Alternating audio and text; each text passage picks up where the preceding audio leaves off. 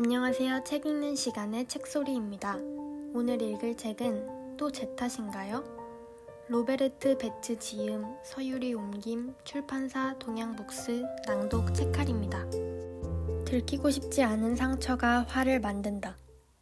수십 년 전 우리의 유년 시절과 청소년 시절에 있었던 일들은 여전히 지금의 우리 감정과 관계에 영향을 미친다. 그 당시에 부모, 형제자매, 경우에 따라서는 조부모와 경험한 모든 일이 오늘날 우리의 모습과 살아가면서 느끼는 감정은 물론이고 사적인 관계부터 직장에서 인간관계까지 엄청난 영향을 미친다. 우리의 머리는 이제 30년 전, 40년 전 또는 그보다 더 오래 전에 있었던 일을 중요하지 않다고 생각한다. 그러나 이것은 엄청난 착각이다. 특히 짜증, 실망, 상심, 무력감, 시기와 질투 등의 감정은 물론이고 주변 사람들과 겪는 모든 불화는 아주 오래전 아이였을 때 느낀 감정을 여전히 해결하지 못했다는 의미이다. 시간이 해결해주지 못하는 것. 과거는 우리가 어디를 가든지 따라다닌다.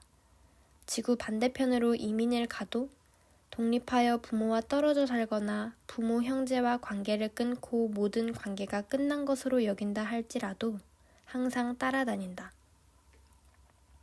인생의 모든 순간, 심지어 어머니의 뱃속에 있던 시간들까지도 우리의 감정과 생각, 신체적인 느낌과 함께 우리 안에 저장된다.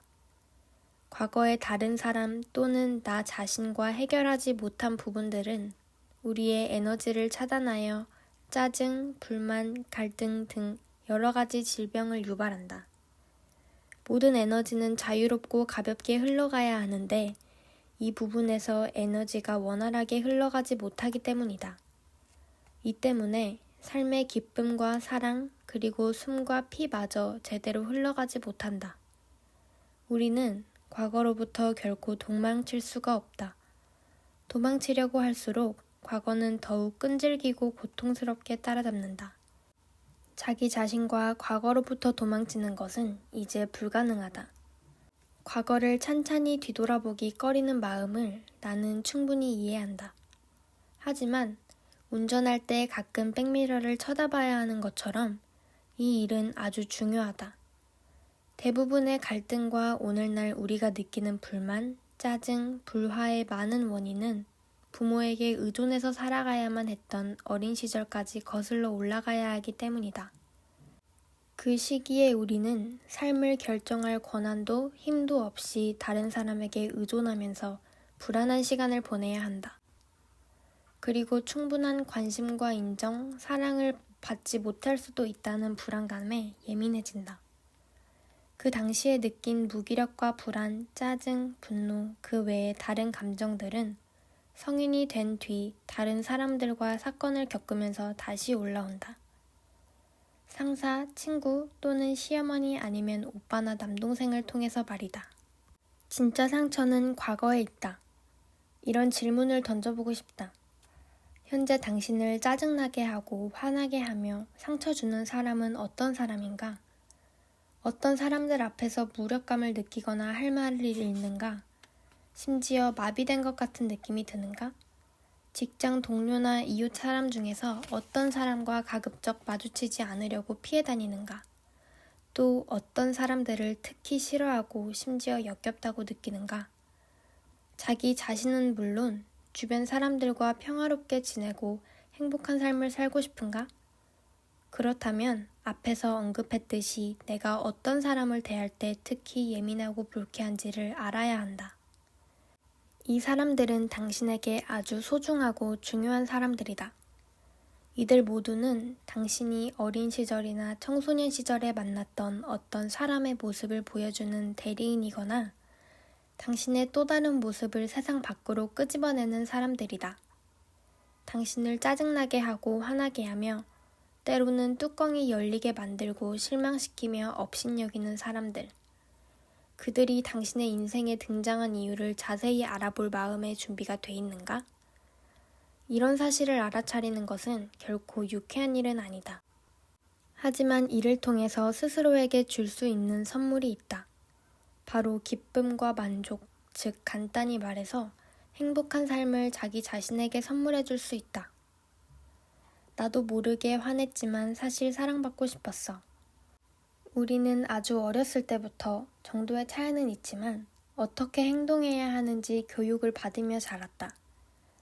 일찍부터 부모, 양육자 그리고 교사가 생각하는 좋은 것과 나쁜 것을 구분하는 것을 배웠고 어떻게 할 때 칭찬과 사랑을 받는지 또 어떻게 할 때 비난과 미움을 받는지 심지어 체벌까지 받게 되는지 깨달았다. 그리고 가능하면 사랑과 칭찬을 받기 위해 노력했고 비난과 벌을 받지 않으려 애썼다. 이처럼 우리는 어릴 때부터 좋음과 나쁨 또는 악함의 특징을 행동 방식으로 구분하는 인간상에 대해 명확하게 배운다. 어린 시절의 우리는 최소한 한 사람의 관심과 사랑에 전적으로 매달리고 의존할 수밖에 없었으므로 그 사람의 기대와 소망을 최대한 충족시키려고 노력한다. 대부분의 사람이 아직도 다른 사람과 맺는 관계에서 이런 비슷한 태도를 보인다. 특히 연인 관계, 친구 관계는 물론이고 직장에서도 그렇다. 우리는 태어나서 6살이 채 되기도 전에 자기 자신을 비난하고 거부하고 감추는 것을 배우면서 다음과 같은 확신을 얻게 된다. 난 사랑스럽지 못해. 다른 사람들이 내 모습을 알아차리기 못하게 조심해야 돼. 이대로는 안 돼. 더 나은 다른 모습이어야 해. 사실 나는 스스로에게 화가 났다. 우리가 성인이 되어 사람들 또는 세상과 겪는 갈등과 불안은 바로 이 시기에 잉태된 것이다. 하지만 앞서 말했듯이 누구의 잘못도 아니다. 우리 어머니와 아버지도 자신들이 배우고 경험한 것을 무의식적으로 전달했을 뿐이다. 그들도 어찌할 수가 없었다. 우리를 가르친 교사들도 마찬가지다. 그들은 최선을 다했다. 물론 최선을 다했냐는 사실을 인정하고 싶지 않고 고마움을 느끼지 못한다고 할지라도 말이다. 그래서 나이가 들수록 현실의 자아상과 원하는 자아상 사이의 간극이 점점 더 벌어진다. 여전히 당신이 거부하는 것들, 자기 자신과 전쟁을 벌이고 있는 것들을 알아차리려면 진실을 마주할 용기가 필요하다. 하지만 이것을 인정하는 것은 고통스럽다. 우리는 내면 깊은 곳에서 뭔가를 거부하고 수치스러워하며 스스로에게 화가 나 있기 때문에 매일 이를 바라보지 않으려고 애쓴다. 그래서 이를 억압하고 숨기고 부인한다. 자기 자신과 전쟁을 벌이고 있다는 사실을 더는 의식하지 못할 때까지 말이다. 대신 자신과 벌이는 전쟁을 다른 사람에게 대입하여 주변 사람들과 잘 지내지 못하거나 안 좋은 일들을 그들의 탓으로 돌린다. 틀린 게 아니라 다른 건데 그냥 싫어. 그 사람의 어떠한 모습이 싫다고 하면서도 우리는 가끔 자기 안에도 그런 모습이 있다는 사실을 깨닫는다. 가령 지저분한 모습, 우물쭈물해하는 모습, 공격적인 모습처럼 닮고 싶지 않다고 생각하는 모습을 자신도 똑같이 하고 있을 때가 없는가? 어떤 특징에 대해 감정적으로 거부하는 반응이 강할수록 당신에게도 그런 모습이 있다는 사실을 기억하라. 당신도 가끔 그렇게 행동했거나 여전히 그렇게 행동하고 있을 것이다.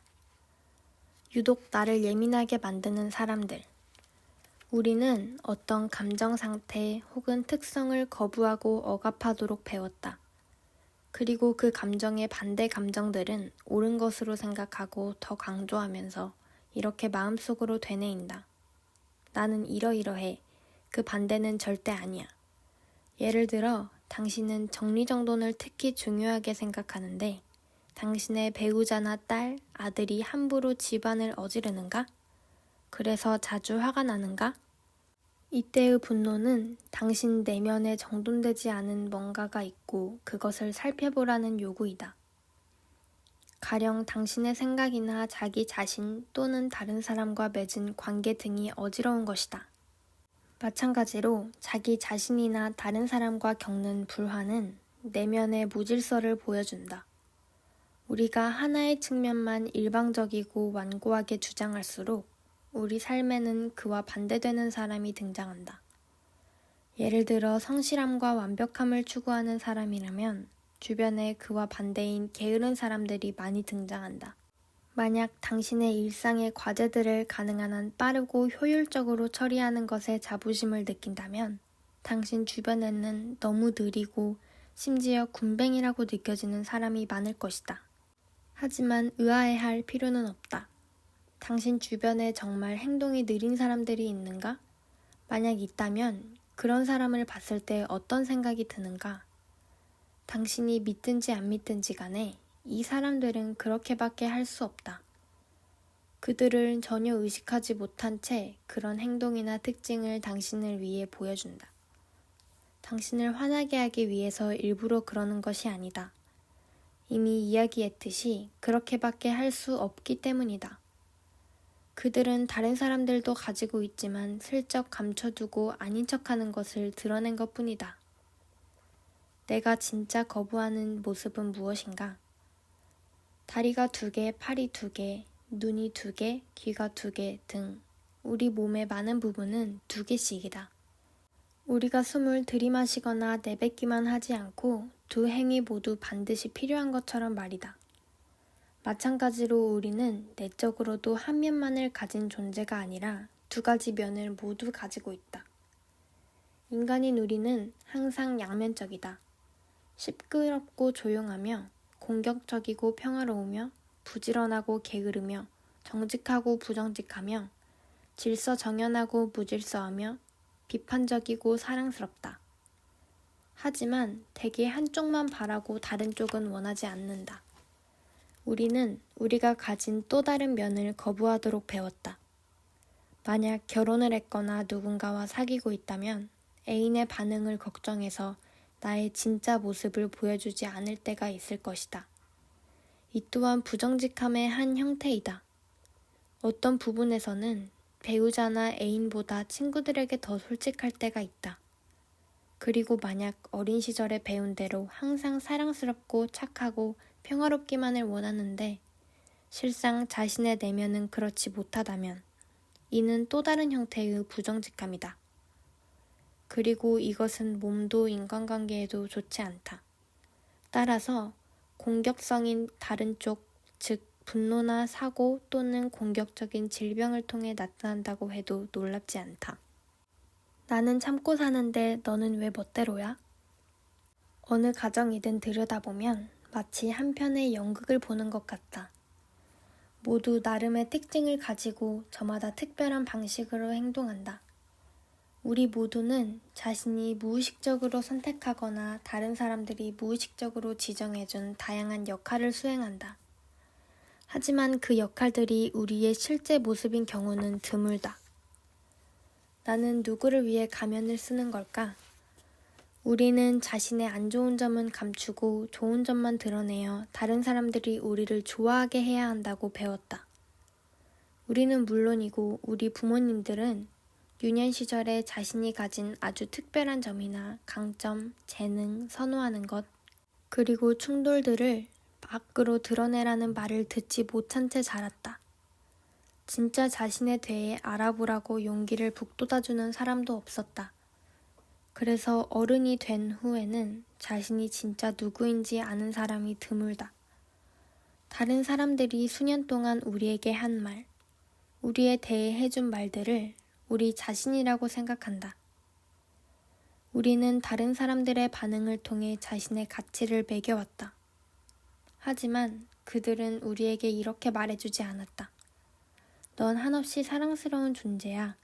삶이 널 사랑하고 지지해준다는 사실을 잊지 마. 네가 너 자신을 어떻게 생각하는지 항상 주의 깊게 봐봐. 난 네가 생각하는 대로 널 느낄 거고 다른 사람들도 널 그렇게 대할 거야. 가정이나 학교에서는 우리가 진정성을 갖춘 채 자립할 수 있도록 끌어주지 않는다. 대신 일찍부터 순응하는 법과 자신을 위장하여 가능한 한 많이 인정받는 방법을 배운다. 또한 거절당하지 않고 좋은 평가를 받기 위해서는 어떻게 해야 되는지도 배운다. 그렇기 때문에 오늘날까지도 자신의 진정한 능력, 자기 자신의 진짜 마음을 탐색할 용기를 지닌 사람은 많지 않다. 심지어 진짜 마음이 있는지조차 모르는 사람들이 있다. 사람들은 거절에 대한 두려움 때문에 마음의 소리를 따르지 못하며 자기 자신과 자신의 마음을 보여주거나 온전히 자신으로 살 용기를 내지 못한다. 그래서 많은 사람들이 자유롭지 못하다고 느낀다. 그리고 지금까지 자신이 이렇게 살아왔다는 사실에 절망하거나 화를 낸다. 이것이 바로 다른 사람들에게 화를 내는 근원이다. 많은 사람들이 자신의 인생이 망했다고 느끼며 중요한 것을 놓쳤거나 큰 실수를 저질렀다고 생각한다. 나만 참으면 별일 없을 테니까. 어떤 상황이나 사람이 자신에게 맞지 않다고 느낄 때 또는 그건 사실 내가 원하는 게 아니야 라고 느낄 때 아니요 라고 말할 수 있어야 한다. 우리 부모들은 우리에게 그런 것을 가르쳐 주지 않았고 지금도 그런 것을 가르쳐주는 부모는 드물다. 우리는 어른이 되어서도 원치 않는 일 앞에 자주 예라고 대답한다. 그리고 우리가 그렇게 하는 이유는 무엇보다 평화를 위해서이며 싸우지 않고 조용히 지내기 위해서다. 나는 이를 자기 마음에 대한 배신이자 거짓된 삶이라고 부른다. 이러한 삶이 지속될수록 삶에 불만을 품게 되고 자기 자신에게도 화를 내게 된다. 하지만 이렇게 자신에게 화가 난 이유가 자기 책임이라고 생각하는 경우는 드물며 모든 것을 부인하고 외부에서 책임을 돌릴 사람을 찾는다. 만약 여러 사람 또는 모든 사람에게 불만을 가졌다면 그들 중 책임을 질 한두 사람을 선정한다. 가족, 이웃 또는 회사의 부서 안에서 말이다. 어른이 되어도 여전히 사랑이 모자란다. 왜 그렇게 그 사람만 보면 화가 나는지, 왜 흥분을 하는지, 그들의 행동이 왜 우리의 분노 버튼을 누르는지 이해하려면 모든 사람의 내면에 웅크리고 있는 어린아이를 살펴봐야 한다. 어린아이라니? 당신은 이렇게 반문할 수 있다. 하지만 자기 자신이나 다른 사람들, 특히 배우자나 직장 동료, 주변 사람을 조금만 관찰해보면 금방 발견할 수 있다. 화가 나거나 상처를 받은 또는 두려움에 떨거나 실망한 어린아이의 모습을 말이다. 그리고 이따금 당신도 그런 모습을 보인다.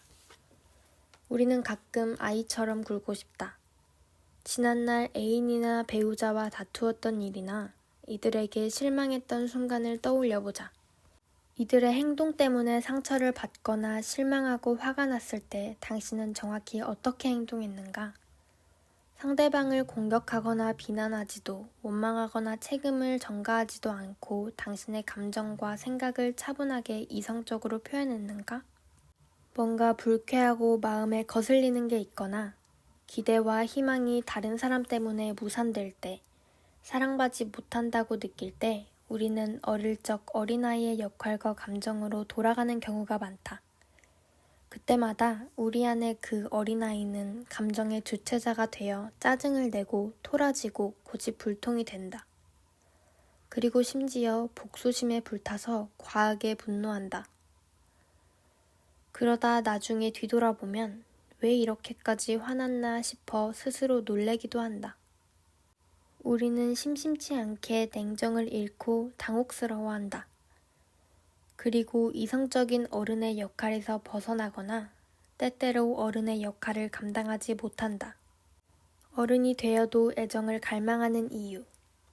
자기 자신과 배우자, 부모, 형제, 자매, 동료, 고객이나 상사 등 주변 사람들의 행동을 이해하고 지속적으로 평화로운 관계를 맺고 싶다면 우리 안에 그리고 그 사람들 안에 있는 어린아이의 상태와 권력을 알아차리고 의식적으로 인지하는 법을 배워야 한다. 어른들의 몸에는 실망하고 상처받고 슬프고 화가 난 아이들이 가득하다. 그들은 모두 어린 시절이나 청소년 시절에 간절히 바라던 것을 얻지 못했다. 충분한 인정, 존중, 보호, 수용, 칭찬과 사랑을 받지 못했다. 부모, 양육자 또는 교사들의 비난하는 말이 아니다. 그들 안에도 이와 비슷하거나 어쩌면 더 가혹한 경험을 한 어린이가 있을지도 모른다. 우리 안에 있는 이런 어린아이들은 어렸을 때부터 비판, 경고, 처벌 등을 통해 자신들이 뭔가 잘못됐거나 사랑을 받을 만한 자격이 없다고 배웠다. 우리 안에 있는 아이는 주위 사람들의 친절, 존중, 배려, 이해, 공감, 수용, 보호, 사랑을 갈망한다. 당신은 내면에 깃들어 있는 이런 갈망들이 느껴지는가? 인정할 수 있는가? 어렸을 때 우리 주변 사람들은 우리에게 이러한 것들을 충족시키지 못했기 때문에 우리 안에 슬픔과 그에 대한 갈망이 남아 있다. 그래서 우리 안에 있는 어린아이는 이 세상은 아직 나에게 뭔가를 비치고 있어. 나는 마땅히 사랑받을 권리가 있고 오래전부터 바라던 것을 이제는 받고 싶어 라고 생각한다. 감사합니다. 책갈이었습니다.